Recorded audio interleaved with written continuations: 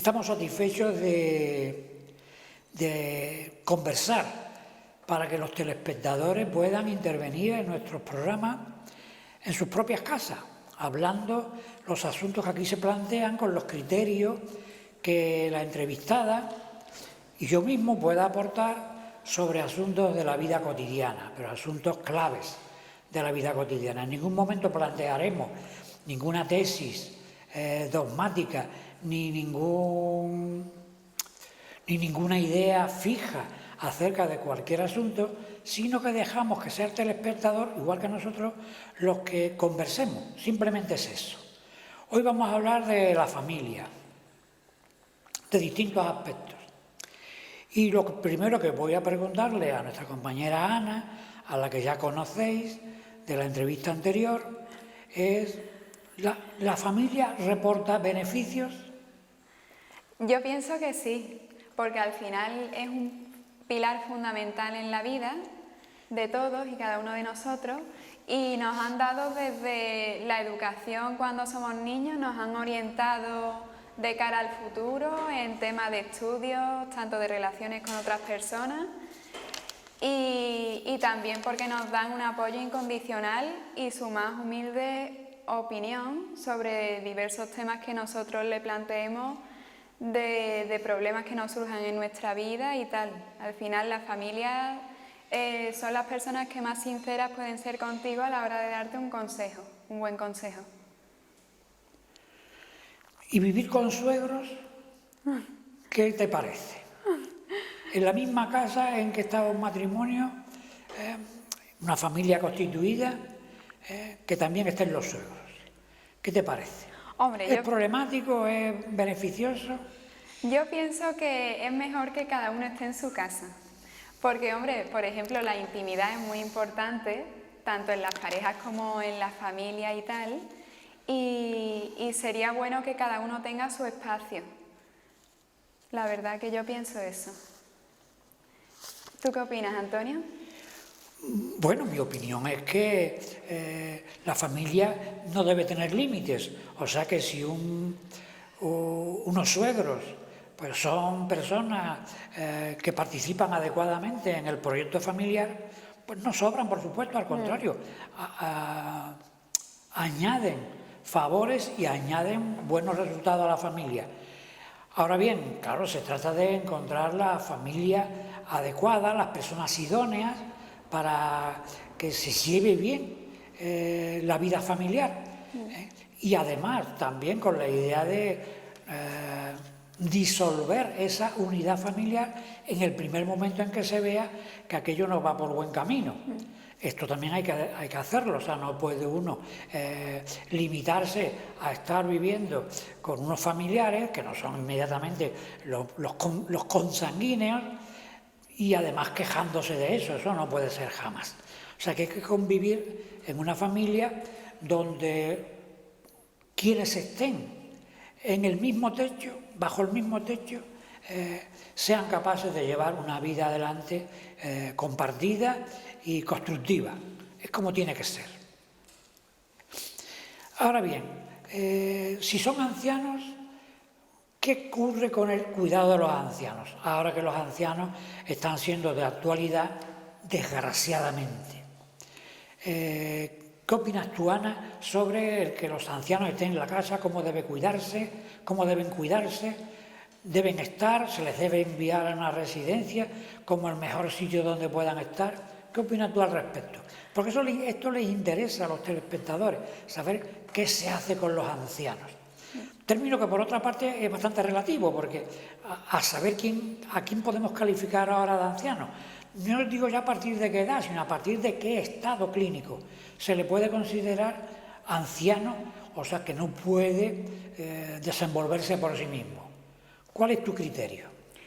Pues yo pienso que siempre que al anciano lo podamos tener en casa, mejor, porque al final está en un ambiente que le resulta familiar, en su casa, está tranquilo y bueno, si la familia puede dedicarle el tiempo para que ese anciano esté en casa y vayan con regularidad a verlo, a controlar que se toma su medicación, que come adecuadamente, si ya la persona no es capaz de por sí misma realizar las funciones básicas, pues yo creo que se podría valorar si meter a una persona que lo cuide. Esto ya depende de hombre, si económicamente se lo pueden permitir, ya sea con la paga que tiene el anciano y poniendo cada hermano una cantidad de dinero, pueden costearse una persona que esté interna con ese anciano. En el caso de que económicamente sea imposible y claro, esa persona dependa de alguien que lo cuide, pues ya sería una buena idea la residencia, pero visitar a la persona con regularidad para que no se sienta sola, porque hay muchos ancianos que yo noto el sentimiento de soledad y eso a mí me da mucha pena, porque al final si tienen una familia detrás, no cuesta trabajo tampoco llamarlos o visitarlos, compartir momentos con ellos. Así que bueno, al final la persona mayor se terminará adaptando a donde se decida dejar, pero es importante que la familia lo acompañe. En todo caso, tiene que haber amor, tiene que haber cariño, y los ancianos lo merecen. Y a veces no ocurre, y esto es un planteamiento importante. Recuerdo una mañana de Nochebuena. Me acerqué yo a una panadería y entró posiblemente podríamos llamarlo un anciano, y dijo él a los que estábamos allí, clientes, y a los dependientes: todavía no me han llamado hoy mis familiares. Decir eso a media mañana del día de Nochebuena es muy triste. Y por tanto las familias deben pensar esto y educar a los hijos y a los nietos para que sean cariñosos, para que sean responsables, para que atiendan a los mayores, porque esa escena que yo vi el día de Nochebuena era terrible, como lo fue otra vez que estuve en un asilo que está en el centro de Sevilla, un asilo de San Juan de Dios. Y iba yo a ver un amigo que residía allí, había salido, porque por lo visto salía mucho, y por tanto era difícil encontrarlo como no fuera la hora del almuerzo. Bueno, yo aproveché el tiempo para preguntarle al empleado del asilo, que estaba allí en un mostrador, despachando las visitas, la correspondencia, el teléfono, y le pregunto yo a él: ¿y qué tal tú aquí en un asilo? Sería un joven, no creo que tuviera más de 30 años, ¿no? Y me dijo: mire usted, muy triste, porque preguntan tantas veces los residentes: oye, recordemos el nombre, yo no me acuerdo del nombre ahora, ni falta que hace, ¿no? Oye, Paco, ¿pero no ha llamado mi hijo? No, mire usted, pues no ha llamado todavía, pero ¿tenga usted confianza en que es seguro? Mire usted, me decía el empleado, son demasiadas preguntas de los residentes dirigidas a mí, queriendo saber qué pasa con los familiares que nos llaman y que por supuesto no visitan a los asilados. O sea, son dos experiencias de ancianos que nos recomiendan precisamente el que se les dé el trato adecuado. O sea que habría que educar a las familias para que supieran el valor que tiene la ancianidad, la aportación que han hecho a la sociedad y a la familia, y por tanto haya un espíritu de cierto sacrificio para atender a esas personas y no abandonarlas en el momento más desalentador de la vida, sí, que es en esa soledad. ¿Tú crees, Ana, que es bueno ser hijo único o es mejor tener varios hermanos?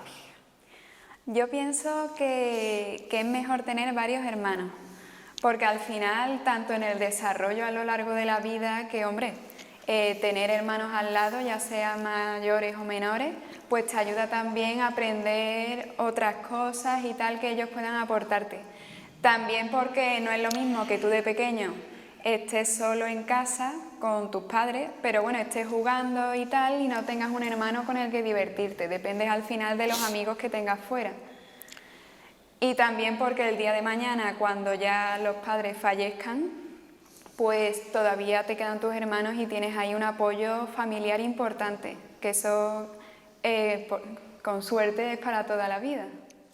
Sin duda, o sea que el hijo único, si puede evitarse que lo sea, pues podríamos decir que es una desgracia, porque es una fortuna tener hermanos. Digo, ¿quién pueda tenerlo? Porque desgraciadamente conozco familias, ¿no?, en que ha nacido un vástago y bueno, y se ha decretado que ya no puede haber más, Claro. porque no lo permite la naturaleza. Bueno, pues nada, para conformarnos y bendito sea Dios. Pero cuando sea factible tener más de uno, es una fortuna que no se debe dilapidar. Hay que tener varios hermanos para que ellos puedan aprender incluso también. O sea que yo estoy muy agradecido a mi familia y a la vida, el que yo, pues cuando esos momentos, por ejemplo, cruciales, ¿no?, del aburrimiento en las casas, ¿no?, pues entonces mi madre decía, llevaros a Antoñito. Sí, y claro, pues para mí era una fortuna el que iban a la feria toda la pandilla de mis hermanos mayores y allí iba Antoñito también colándose entre los mayores que estaban allí divirtiéndose con parejas. O sea, y así fue toda mi vida, gracias a mis varios hermanos, con los cuales pues yo tenía que contar. No digo ya de la suerte que tuve de ver muchas películas, porque a mi hermana le colocaban obligatoriamente, yo no sé si hay gente que ya esto no lo recuerda esta palabra, una carabina, y entonces pues yo era la carabina del noviazgo de mi hermana, y entonces vi muchísimas películas, muchas que no me gustaban, que eran desagradables porque eran películas amorosas, y claro, a un niño de 10 años, de 9 años, pues claro, una película de amor, pues resulta que es un tostón, ¿no? Pero bueno, aprendí cine, pese a todo eso. Y claro, era la garantía de que la carabina pues salvaba la situación en esos noviazgos que entonces estaban muy vigilados. O sea que tuve mucha fortuna con esto de ser hijo pequeño de hermanos mayores. Y otra pregunta es, ¿cuál es la edad que tú crees que es mejor para emanciparse? Yo pienso que cuando seas independiente económicamente hablando, Sí. ese es el mejor momento. Y también hay casos que cuando ya tienes esa independencia, pues prefieres seguir estando con tus padres por estar acompañado al final, porque dices, oye, ¿para qué me voy a ir a un piso o a una casa a vivir solo, que estoy a lo mejor todo el día trabajando y cuando llego a casa no tengo nadie con quien hablar, con quien cenar, almorzar y al final pues contarle cómo me ha ido el día y eso?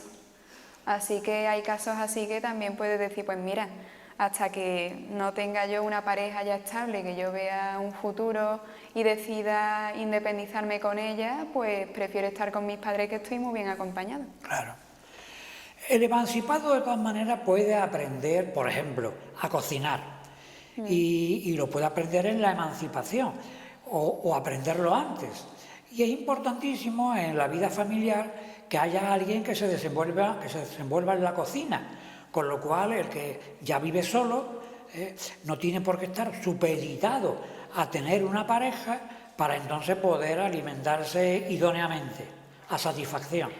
O sea que en la casa se puede aprender incluso a cocinar, cosa que no se hacía antiguamente con los niños, ¿no? Solo se hacía con las niñas.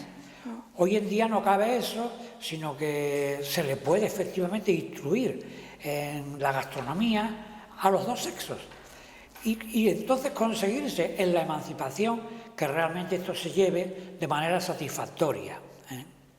Pero ¿cómo se puede ser agradecido con los padres? A partir de la emancipación o antes.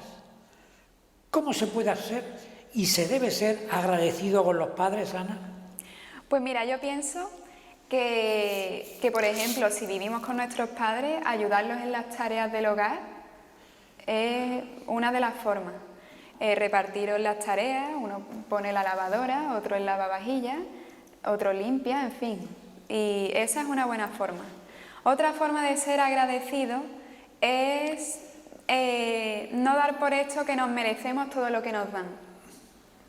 O sea, darle las gracias con regularidad cuando nos dan algo que nosotros valoramos o incluso que no valoramos en el día a día, pero tienen valor y no lo sabemos. También sería bueno decirles que los queremos, porque es un sentimiento que se da por hecho, pero que gusta escucharlo, y más de una persona que quieren mucho. Claro. Claro, hay gente que son más expresivos, ¿no? Y mucho más afectuosos que otros, ¿no? Que son más serios, ¿eh? Y claro, lo bueno de ser varios hermanos es que la madre y el padre, bueno, disfrutan de esa variedad, de tener los hijos que son muy atentos y muy cariñosos y los que son más distantes, más serios, ¿eh? Y por tanto menos expresivos. Con lo cual no quiere decir que con esto luego, a la larga, vayan a ser distantes, ¿eh? O sea que un hijo serio, con 18 años, con 20 años, puede ser un gran colaborador de la familia cuando tenga 40 años. Y puede ser el que más se dedique a la familia. Es cuestión de años, porque la visión que se tiene de la familia con 20 años no es la que se tiene a partir de los 30. Empieza uno a cambiar ese sentido de qué es la vida, qué es la familia, qué son los padres. En todo caso, hay que estarles agradecidos, eso por supuesto. Y el problema, si es que podemos llamarlo problema, que se suscita a los que han tenido o tienen más de una familia, por ejemplo, por el divorcio. ¿Qué pasa con eso? Con el que tiene una familia o que tiene dos y que luego esto ha llevado y lleva a problemas incluso escolares, con ciertos alumnos que viven el divorcio de unos padres que componen otra familia diferente. ¿Qué opinas tú de eso, Ana? Yo opino que hay que saber encontrar tiempo para dedicarle a esos hijos si ese matrimonio se ha separado. Hay que sacarles tiempo y estar con ellos y los padres, dentro de lo que cabe, tener un trato cordial que tampoco les afecte a los hijos, ¿sabes? Tener un entendimiento. No te digo que se lleven súper bien, de mejores amigos y tal, pero que los hijos no vivan situaciones desagradables en ese sentido. Ya. Lo cierto es que,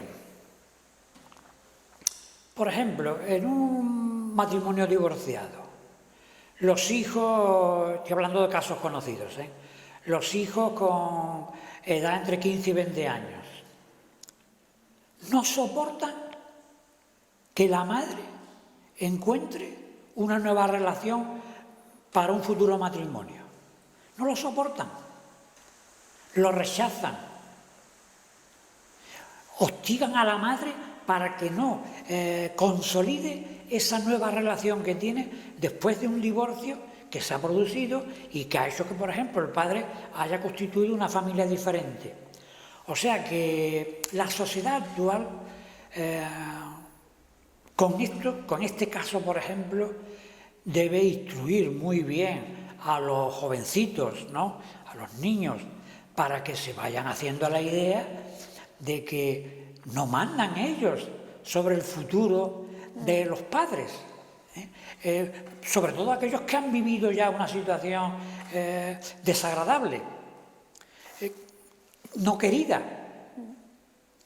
Y por tanto, encima de eso, encontrarte este enfrentamiento, pues la verdad es que es una noticia desde el punto de vista familiar, desde el punto de vista moral y desde el punto de vista de la felicidad, muy desagradable.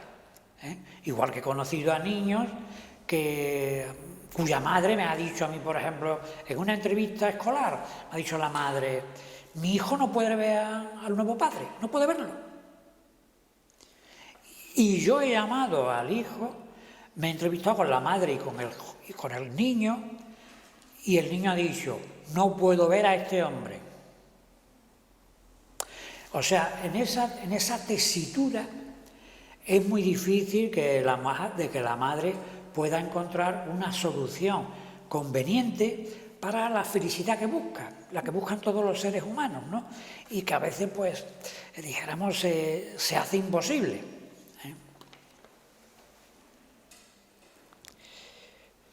Tras una viudez, puede ser esta la última pregunta, ¿conviene casarse de nuevo tras una viudez? Pregunto. Depende de si la persona le apetece, tanto casarse como volver a tener una pareja. Hombre, hay que tener en cuenta que cuando una persona se queda viuda, su pareja habría querido que fuera feliz el tiempo que le queda a la que sigue viva. Entonces, pues si le surge encontrar a alguien y se vuelve a enamorar o vuelve a querer esa compañía, pues yo veo bien que conozca a alguien nuevo, sí. Pero depende eso de los sentimientos que tenga esa persona. Hay otros que prefieren, que se quedan viudos y ya no son capaces de llenar el vacío ese que se le queda con otra persona. Entonces depende de la persona. Bueno, como cristiano, que ya he dicho en otras entrevistas que soy, para el mundo hebreo antiguo la viudez era imposible. Tenían que casarse. Los que quedaban viudos tenían que casarse de nuevo. O sea que los ancianos de estos grupos judíos pensaban que era lo mejor, estar en compañía. Algo de eso hay que pensarlo. Hay que pensar que no puede quedarse una persona abandonada, igual que hablábamos el otro día de la soltería para siempre, pues de la viudez para siempre. O sea, hay que casarse de nuevo, hay que constituir pareja. Es la forma de integrarse en la familia y de integrarse en la sociedad. ¿Quieres añadir alguna otra cosa, Ana? Pues en general, ¿no? Bueno, pues en particular, tú decides, eres muy dueña de tus palabras. Que hay que dedicarle tiempo a las personas, tanto a los padres como a los abuelos y a los ancianos. Hay que dedicarles tiempo y estar con ellos, porque luego cuando fallezcan nos vamos a arrepentir de no haber estado a su lado en determinados momentos. Y cuando estamos con nuestros padres, como en mi caso, que todavía, pues, hombre, son mayores, pero no son tan mayores, pues hay que darles su sitio. Y, por ejemplo, al mediodía, yo creo que sería muy adecuado, cuando estáis almorzando en familia, no tener ni la televisión encendida, sino dedicaros a hablar unos con otros y a compartir opiniones y vivencias y tal. Eso hace que se una mucho la familia y al final los padres son los primeros que lo agradecen, porque están deseando de momentos así. La familia, eso, intentar estar unidos y aunque las personas mayores, por la edad, pues hay algunos que acaban muy mal por determinadas enfermedades y tal, tenemos que seguir dándole nuestro apoyo y nuestro cariño, porque ellos han cuidado de nosotros cuando éramos pequeñitos y nos lo han dado todo, y qué menos que darles nosotros la mitad de lo que nos han dado. Eso pienso. Muy bien, Ana. Pues queden los telespectadores pensando en lo que se ha dicho y si conviene debatirlo en familia o con amistades. O con amistades. Buenas tardes.